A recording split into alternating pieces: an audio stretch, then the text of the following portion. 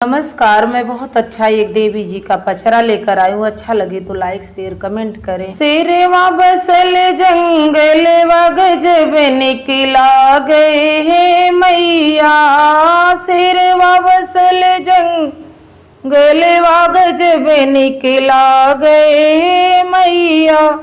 मैया दुअरे मानी मिया के पेड़वा, मैया दुअरे मानी मिया के पेड़, जोरे जोरे बहेला बयरिया गजब निकला गए हे मैया, जोरे जोरे बहेला बयरिया गजब निकला गई हे मैया।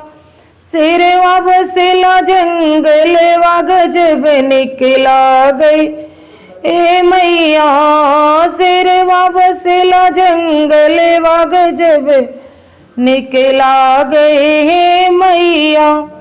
मैया दुअर माँ फूलवा के बगिया, मैया दुअर माँ अड़हुल के फूलवा, माँ माँ के दुअरिया गजब निकला गए ए मैया, माँ माँ के दुअरिया गजब निकला गई है मैया।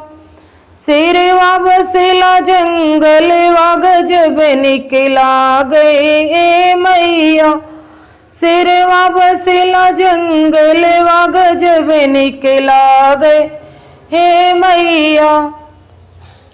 मैया दुअर माँ पे तुलसी के पेड़वा, मैया दुअर माँ पे तुलसी के पेड़वा, गम गम गम के दुअरिया गजब निकला गए ए मैया, गम गम गम के दुअरिया गजब निकला गए हे मैया।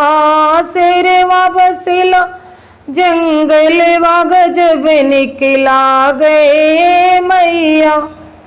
मैया दुअरे माँ पे अमवा के पेड़वा, मैया दुअरे माँ के पेड़वा, कुआ कुआ कुआ के कोयलिया गजब निकला गए हे मैया, कुआ कुआ कुआ के कोयल जब निकला गए हे मैया।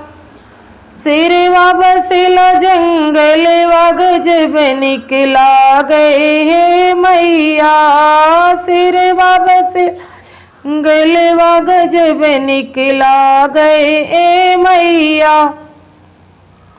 मैया दुअरे माँ पे ज्योतिया जल तू है, मैया दुअरे माँ पे ज्योतिया जल तू है, लह लह लह के दुअरिया गजब निकला गए हे मैया, लह लह लह के दुअरिया गजब निकला गए हे मैया।